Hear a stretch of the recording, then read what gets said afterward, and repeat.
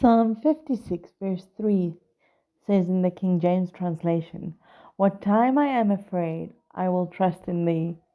I think in the newer translations, it might sound more correct to the ear. It might say, "When I am afraid, Lord, I trust in you."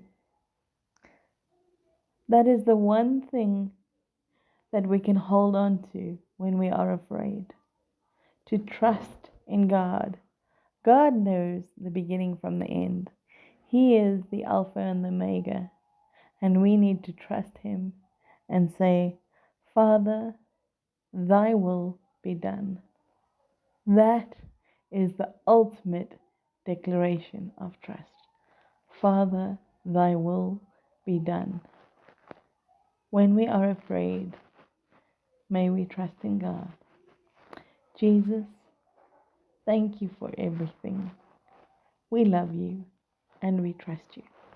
Amen.